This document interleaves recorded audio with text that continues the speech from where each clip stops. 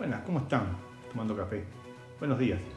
Hoy vamos a ver un tema que nos cerramos un poco del campo eléctrico con la ley de Gauss. El tema está aquí. No está aquí.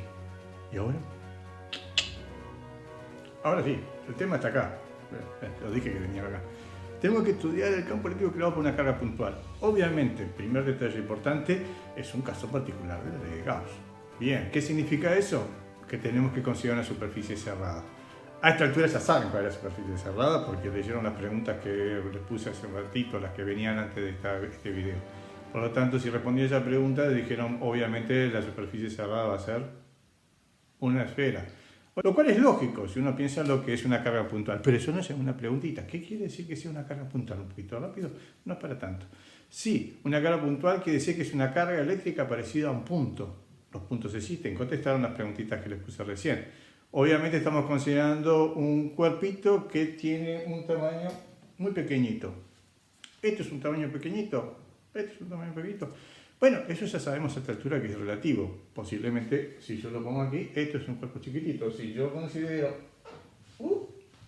este de aquí, ese es un cuerpo pequeñito. ¿Ah? Pongamos el ojo. Ahí está.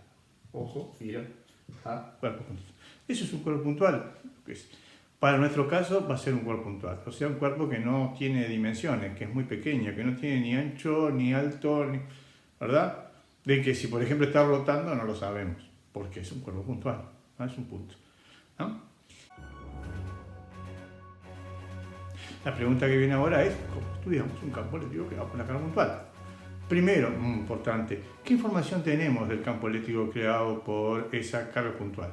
Lo podemos visualizar a través de dos formas, líneas de campo eléctrico o por un vector que representa a la magnitud vectorial campo eléctrico. Si queremos estudiar las líneas de campo eléctrico, ya lo sabemos. Arrancamos por cómo podrían ser las direcciones. Bueno, las direcciones obviamente van a ser radiales. Si este es nuestro carga puntual, radiales. Radial. ¿De acuerdo? Radiales, ya lo sabíamos, eso es radial. Sentido, esto es una carguita positiva, así que el sentido va a ser hacia afuera.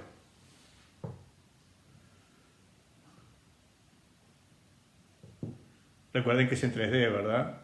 Sí, obviamente es 3D, o sea que hay una que está hacia atrás. ¿Sí? Si nos imaginamos en 3D, ¿cómo sería entonces eso? Y ya nos metemos en el tema de la esfera también. Lo hacemos fácil, hoy va a ser rápido. Ahí viene. Acá está. Esta es la carga. Y resulta que estas son las líneas de campo eléctrico.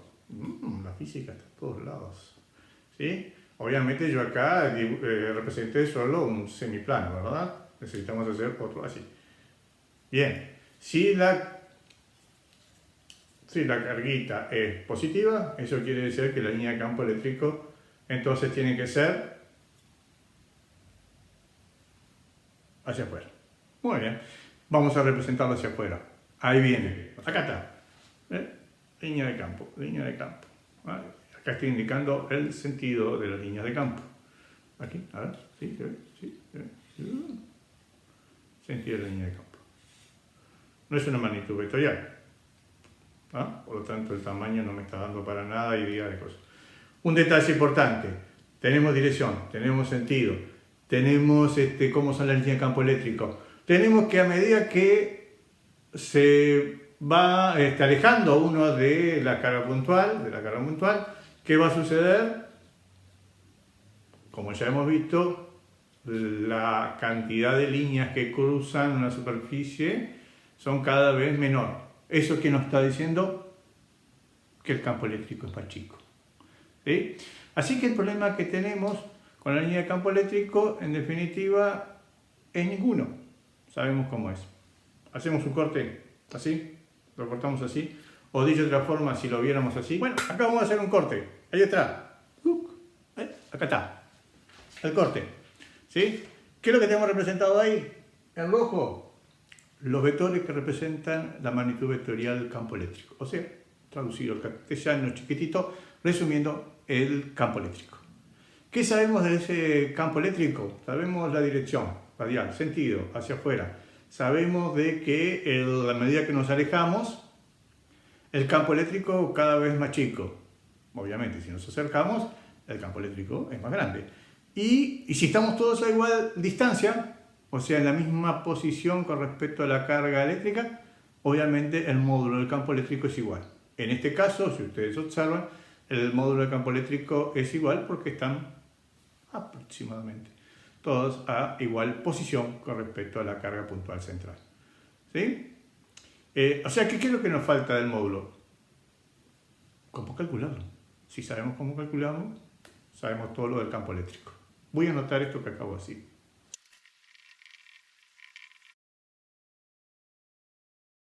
Pero obviamente, más que saber si a medida que nos alejamos el campo eléctrico es menor, el módulo, lo que tenemos que saber es exactamente la ecuación. Para eso vamos a utilizar dos conceptos, leyes, definiciones que ya sabemos. Una va a ser la definición de flujo eléctrico y la otra, ley de Gauss. ¿Sí? La voy a escribir. Esperen un momentito. Recuerden que la ley de Gauss, la carga neta que estamos considerando es la carga creadora, o sea, la carga que está realizando el campo eléctrico, que en este caso obviamente es la carga que está encerrada dentro de esa esfera que nosotros estamos considerando. ¿Sí? ¿Entiende?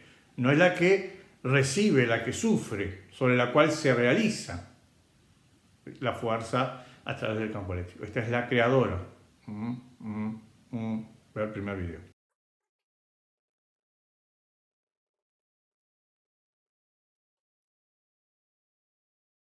Bueno, y la definición, obviamente, que hemos utilizado.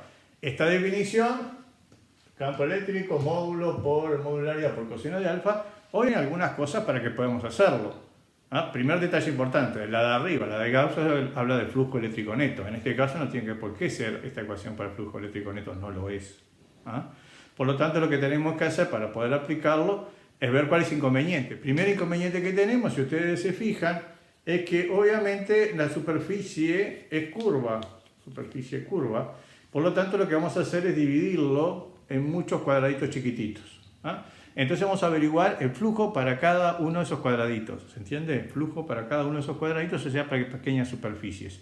Lo que voy a escribir ahora, que no lo entienda, no importa. Lo que tiene que quedar claro es, voy a calcular muchos flujos para, dividiendo la superficie en muchos pedacitos. Ahora van a ver.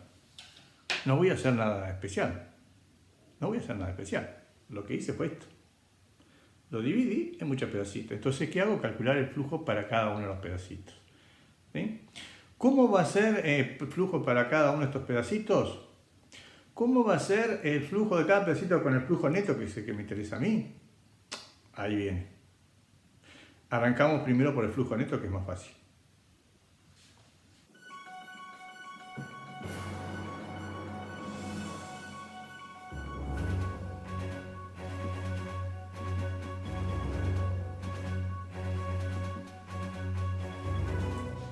Lo que hacemos en la superficie, como yo les mostré recién, es dividirlo en n pedacitos, todos iguales para no complicarnos, o sea, cada una de esas áreas van a ser iguales. Primer detalle importante.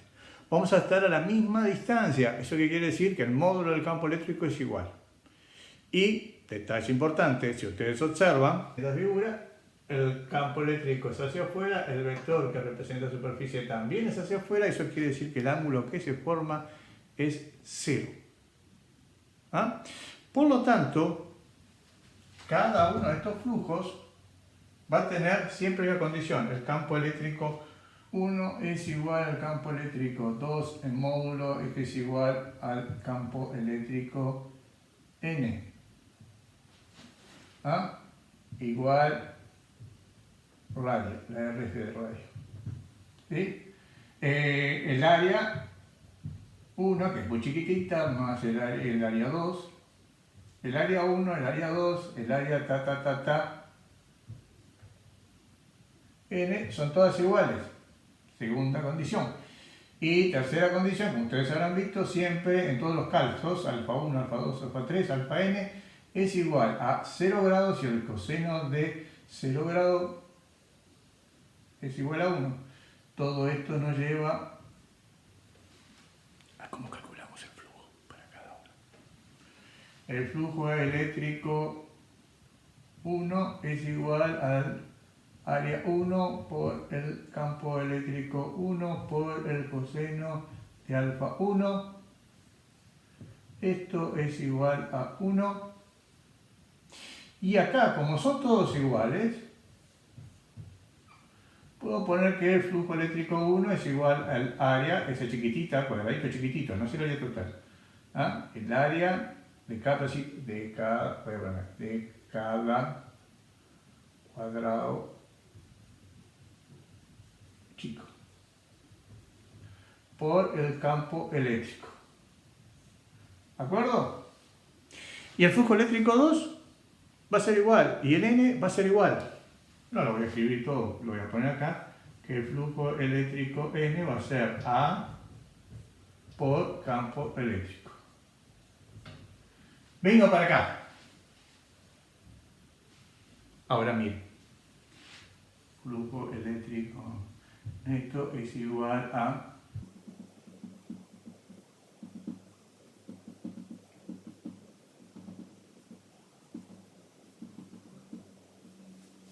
¿entendió esto?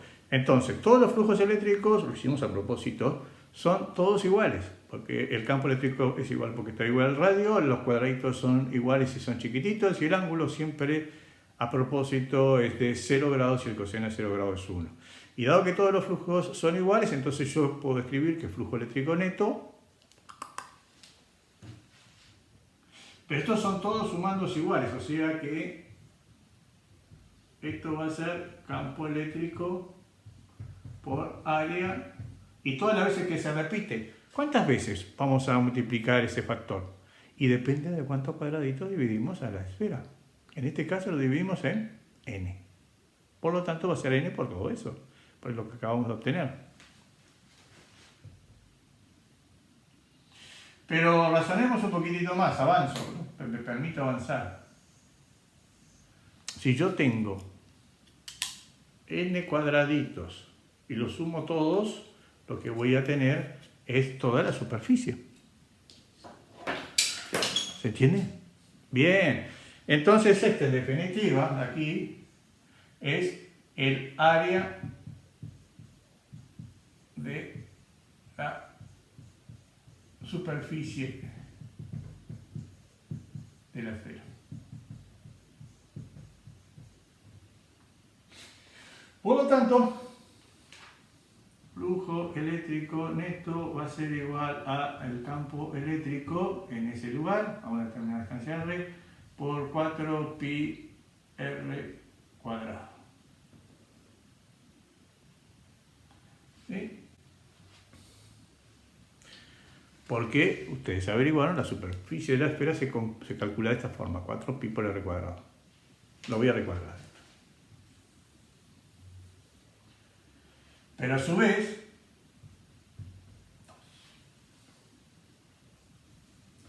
sabemos por la ley de Gauss que carga neta sobre epsilon sub 0 es igual a campo eléctrico por 4 pi por radio al cuadrado. Entonces el módulo del campo eléctrico para una carga positiva se puede obtener a partir de la siguiente ecuación. Vamos a escribirlo acá, aclaremos carga positiva, módulo del campo eléctrico igual a carga neta sobre 4 pi epsilon sub 0 por R cuadrado. Campo eléctrico es igual a carga neta por 4 por pi. Es una multiplicación, no importa el orden. El orden. Los factores no alteran el producto. ¿Ah? Pin, pin, pin, pin, pin, pin, pin, pin, pin, pin. ¿Está? Así que acá tenemos cómo calcular el campo eléctrico creado con una carga puntual. Asterisco. Campo eléctrico creado Q positiva. ¿Se entendió? Bueno. Ahora voy a hacerlo lo mismo, pero para la carga negativa. Así que le voy a pedir paciencia. Entre otras cosas porque lo voy a hacer mudo.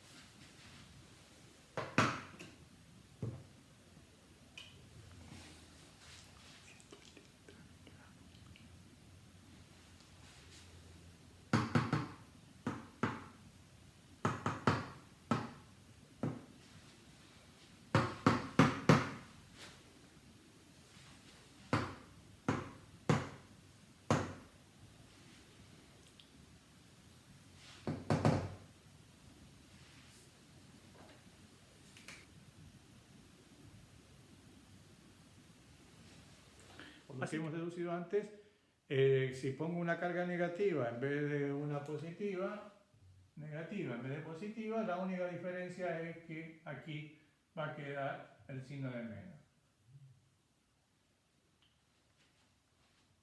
Así que en definitiva, la diferencia entre la carga puntual positiva o negativa es simplemente un signo. Y esto ya lo vimos nosotros. ¿Cuándo lo vimos? Cuando vimos la placa. Ahora lo que vamos a hacer es escribir la ecuación para calcular el módulo del campo eléctrico por la carga positiva y negativa y ver si... Como verán, la ecuación es muy parecida. Pero observen, esto es positiva, esta carga es positiva. Por tanto, si lo escribo así o si lo escribo así, es lo mismo. Q sub neta es igual a... ¿Sí? Pero multiplicado por la carga neta, que también es negativa, eso me quiere decir que todo esto va a quedar positivo. Dicho de otra forma, menos Q sub n es igual al valor absoluto de Q sub n. ¿Qué es lo que podemos hacer entonces? ¿Cuál es la ecuación que nos va a servir a nosotros para todos los casos? Campo eléctrico